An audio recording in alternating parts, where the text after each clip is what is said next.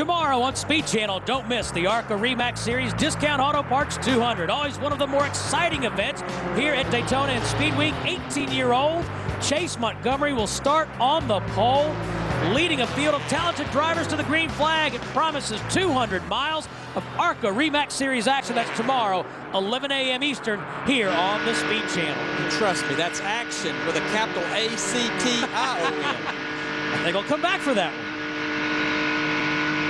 Again, looking out of Larry Caudle's windshield, that's the view he has of the first and second place car, Justin and Jake. It looks like Jake's starting to pull up on him a little bit, Larry. Well, and we got 18 laps to go right now. These guys are on pit road about lap 20. So somewhere around lap 50, about 9, 10, 11 laps to go. Since you can't make it, there's no sense in stretching it. So I'm going to say they're going to be on pit road about 11 or 12 laps to go. All right, let's check in now with Jeff Hammond. He's all over the place. That's right, Steve. We're just trying to get caught up with what's happening here in the garage. I caught up with my old buddy Bobby Hamilton, and Bobby's guys were changing engines after qualifying 17. Bobby, is this your 500 motor? Yeah, what they do, and you know, Jeff, if you get a motor that's 3 horsepower better, that's a half a tenth. People say, well, that ain't a lot of work to do just for qualifying, but for the race, that's a half a tenth a lap, so you can't afford to give anything away. Try to keep the miles down on it, keep the motor fresh, and then you have all new stuff. So he's getting geared up for the 125, Steve. All right, Jeff, and we just had a lead change. Note brotherly love here. The 64, Jake Hobgood, went by his brother Justin. All right, I think there's a method to their madness. I've looked at the pit road sheet. The 64 car, Jake Hobgood, is pitting in front of the 65 car, his brother. Makes no sense to come down pit road with the car that's pitting in front behind the car. These guys need a good quick pit stop. I'm hoping that's their strategy here, that they can come into pits and they'll pit just like you see them. 64 first, 65 second. In the 26 car, Chuck Gaffera. He's been a fabricator for Penske South. There he is in that 26 car.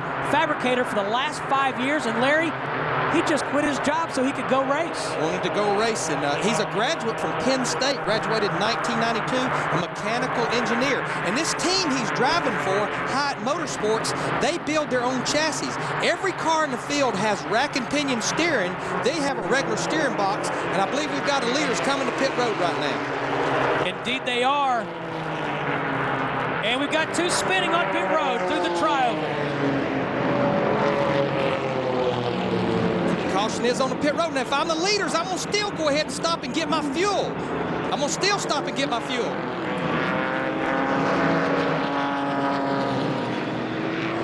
Caution is out on lap 48. They could have had the move of the race right there. All they needed is about 2 or 3 seconds of fuel, and they would have stayed on the lead lap, and everybody else would have had to come to pit road, but all 3 of them drove through the pits. 2 cars spinning through the grass here, coming off of turn 4.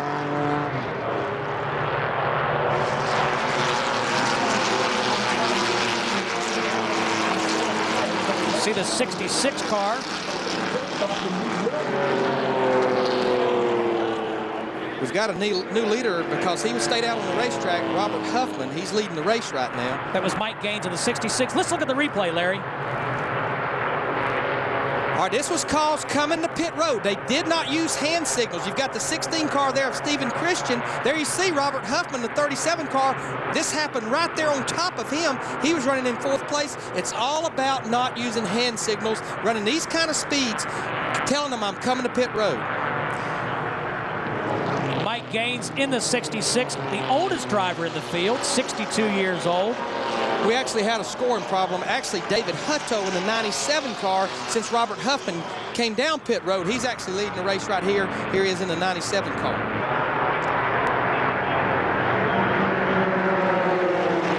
Hutto in the 97 straighter. We're looking at his windshield.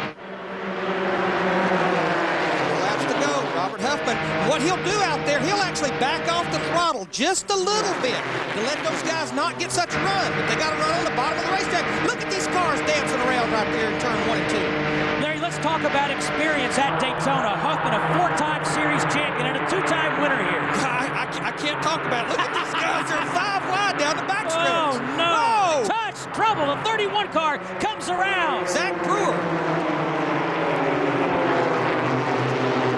You seen the roof flap? The roof flap on the roof came up right there. That kept him on the ground.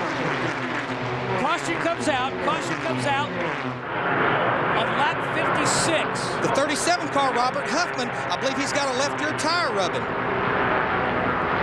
They do hold their position. They do not race back to the caution.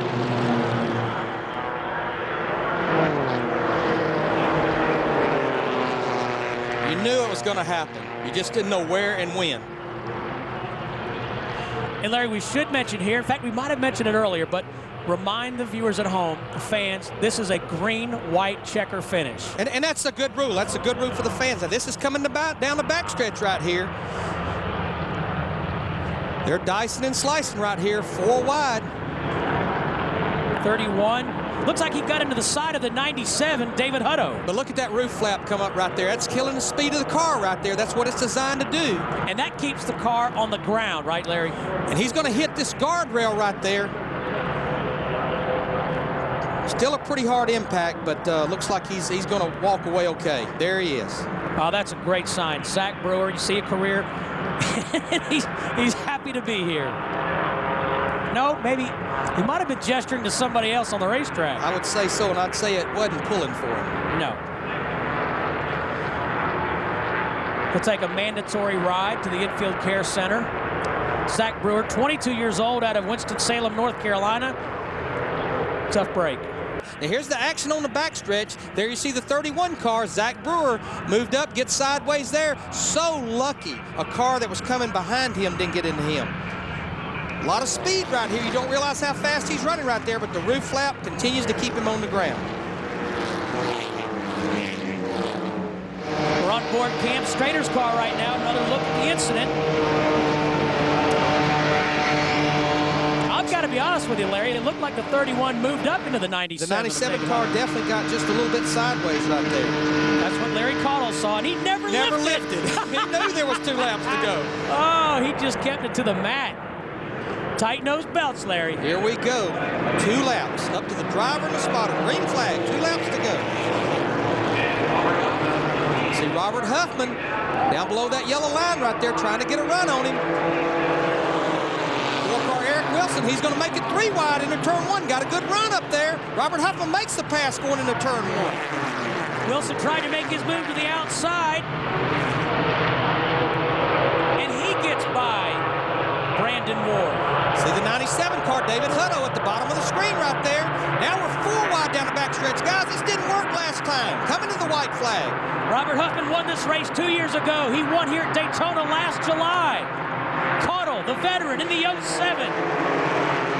Running in the 7th position. But they're wanting to see exactly what's going on here behind them. These cars running side by side. They're nose to tail. They need to get down to the last lap, get a little distance on this group, and then let them shoot it out between each other. Oh, they touch coming off 4.